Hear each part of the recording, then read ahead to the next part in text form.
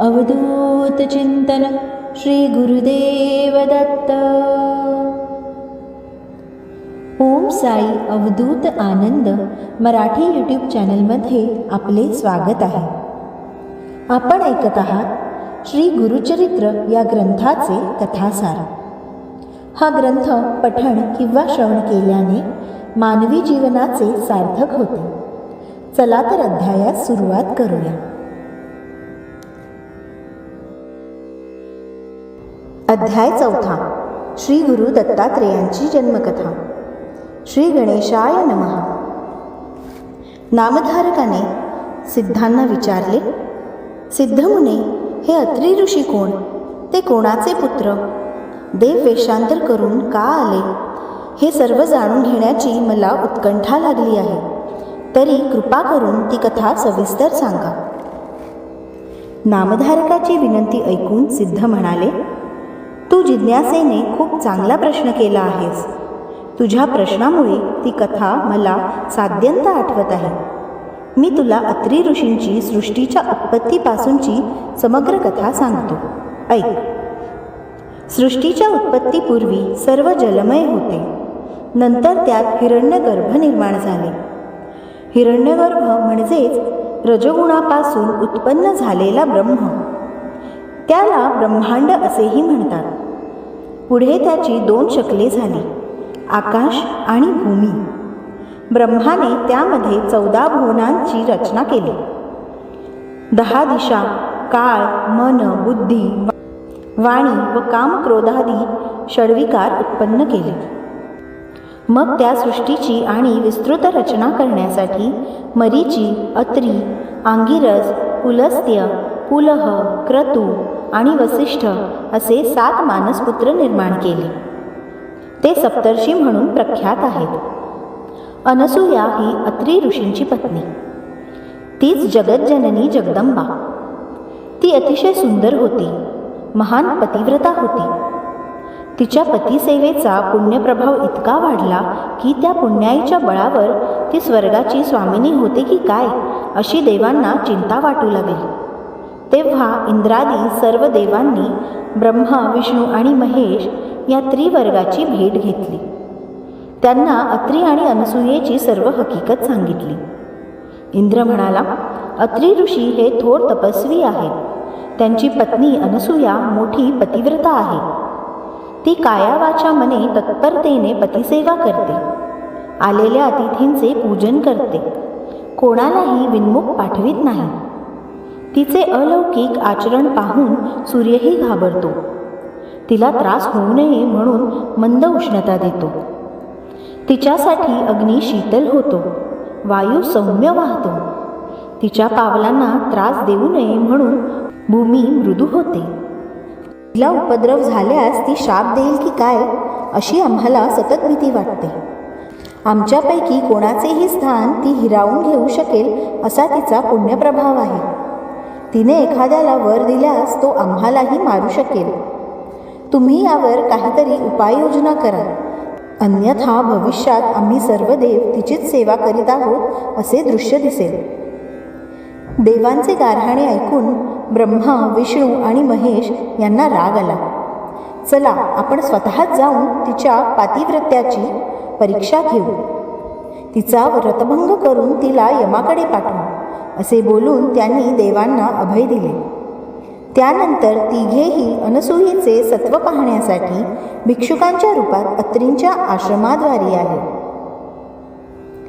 त्यावेळी अत्री ऋषी अनुष्ठानासाठी बाहेर गेले होते. आश्रमात अनसूया एकटीच होती.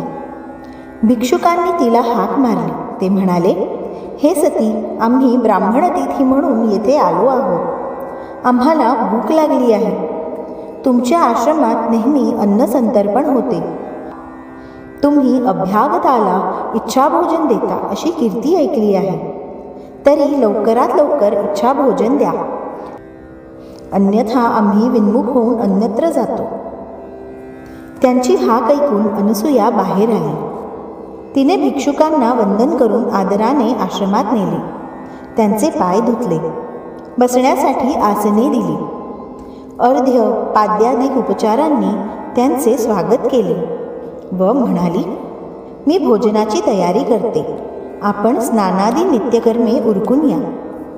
भिक्षुक म्हणाले, आम्ही स्नाने करूनच आलो आहोत. अत्री ऋषी येईपर्यंत थांबणे आम्हाला शक्य नाही. भोजन लवकर हवे. ठीक आहे असे बोलून तिने पाट मांडले. अतिथींना पाटावर बैसविले. मग पात्रे मांडून वाढण्यासाठी अन्न आणले. तेव्हा भिक्षुक म्हणाले, हे सती, आम्ही तुझ्या सौंदर्याची कीर्ती ऐकूनच इतक्या दुरून आलो आहोत. तुझ्या हातच्या स्वयंपाकाची चव घ्यावी, त्याचबरोबर तुझे विवस्त्र सौंदर्य पाहावे अशी आमची इच्छा आहे. म्हणून तू नग्न होऊन आम्हाला भोजन वाढ. ते शक्य असेल तरच आम्ही जेवू, अन्यथा उपोषित निघून जाऊ. अतिथींचे बोलणे ऐकून अनसूयेला मोठा प्रश्न पडला. ती स्वतःशीच विचार करू लागली, हे ब्राह्मण अतिथी नक्कीच कोणीतरी महात्मे असावे. माझे सत्व पाहण्यासाठीच आले आहेत, अन्यथा अशी विलक्षण मागणी कोण कशाला करेल. हे विन्मुख गेले तर पतीच्या आज्ञेचे उल्लंघन, विवस्त्र होऊन भोजन वाढावे तर पतिव्रतेचा धर्म मोडतो. बिकट प्रसंग आहे. मार्ग तर काढलाच पाहिजे. काय करावे? माझे मन तर निर्मळ आहे. आज माझ्या पतीच्या तपश्चर्येचीच परीक्षा आहे. तीच माझे रक्षण करेल. तिच्यापुढे मदनाचा प्रभाव पडूच शकत नाही. मग अतिथींच्या मागणीला होकार देऊन ती स्वयंपाकघरात गेली. तिथे विवस्त्र होऊन पक्वान्नांची पात्रे उचलली व माझ्या पतीची तपश्चर्या श्रेष्ठ असेल तर हे तिन्ही अतिथी लहान बालके होतील असे म्हणून बाहेर आले. तर काय आश्चर्य! त्या भिक्षुकांची तान्ही बालके झाली होती. अनसूया क्षणभर घाबरली, अचंबित झाली. मग स्वतःला सावरून वस्त्र नेसून आली. ती बालके भुकेने व्याकुळ होऊन रडत होती. आता अन्नाची काय आवश्यकता? त्यांना हवे होते आईचे दूध. मातृसुलभ वात्सल्याने अनसूयेला पान्हा फुटला. तिने एकेकाला मांडीवर घेतले व स्तनपान करून त्यांची क्षुधा शांत केली. धन्य धन्य ती अनसूया, धन्य तिचे पातिव्रत्य. तिच्या संकल्प सामर्थ्यांपुढे ब्रह्मा, विष्णू आणि महेश्वरांचेही काही चालले नाही. त्यांची बालके झाली. त्यांना जगदंबेचे दूध पिण्याचे भाग्य लाभले. अनसूया तिन्ही देवांची आई झाली. बालकांना कडेवर घेऊन खेळवू लागली. तिने त्यांना पाळण्यात घातले. त्यांना निजवण्यासाठी अंगाई गीते म्हटली.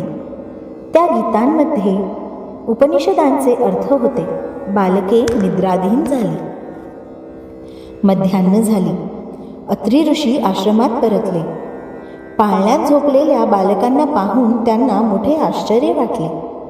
अनसूयेने त्यांना सर्व वृत्तांत सांगितला. अंतर्ज्ञानी अत्रींनी ओळखले, बालकांच्या स्वरूपात हे ब्रह्मा, विष्णू आणि महेश्वर आहेत. ऋषीवर्यांनी तिघांनाही नमस्कार केला.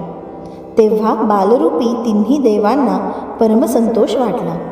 आपले बालरूप तसेच ठेवून ते निजस्वरूपात प्रकट झाले.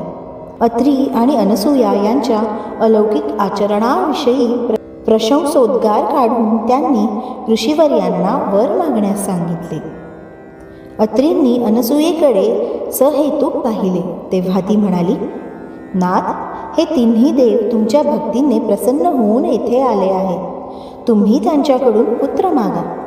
अत्री म्हणाले, हे देवश्रेष्ठींनो, तुम्ही बाळरूपाने माझ्या घरी आलेलेच आहात, तर पुत्ररूपाने येथेच राहा. तेव्हा तथास्तु म्हणून तिन्ही देव निजस्थानी परत गेले. अत्री आणि अनसूयेने त्या बालकांचे नामकरण केले. बालरूपातील ब्रह्मा, विष्णू, महेश्वर यांची अनुक्रमे चंद्र, दत्त आणि दुर्वास अशी नावे ठेवली. काही काळाने दुर्वास आणि चंद्र मातेसन्मुख उभे राहिले. दुर्वास म्हणाला, मी तीर्थयात्रा व तपश्चर्या करणार आहे, मला निरोप दे. चंद्र म्हणाला, मी तारांगणात वास्तव्य करून तुमच्या चरणांचे नित्य दर्शन घेईन. शीतल चांदणे पसरवून सर्वांना सुख देईन. पृथ्वीवरील वनस्पतींचे पोषण करीन. विष्णुमूर्ती दत्त तुझ्यापाशी राहून तुझी सेवा करेन.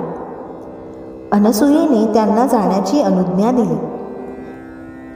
विष्णू दत्तरूपाने अत्री आणि अनसूया यांच्यापाशीच राहिले. ब्रह्मदेव आणि शंकर यांनी आपापले दिव्य अंश त्याच्या ठिकाणी स्थापन केले. तेव्हापासून दत्त हा अत्री अनसूयेचा पुत्र श्री विष्णूचा अवतार असूनही त्रैमूर्ती दत्तात्रेय म्हणून एकत्वाने राहिला. तो दत्तात्रेय महाप्रभू हाच गुरुपरंपरेचे मूळ पीठ आहे. सिद्धाने नामधारकाला दत्त जन्माची अद्भुत कथा सांगितली. ती श्रवण करून नामधारकाला धन्यता वाटली.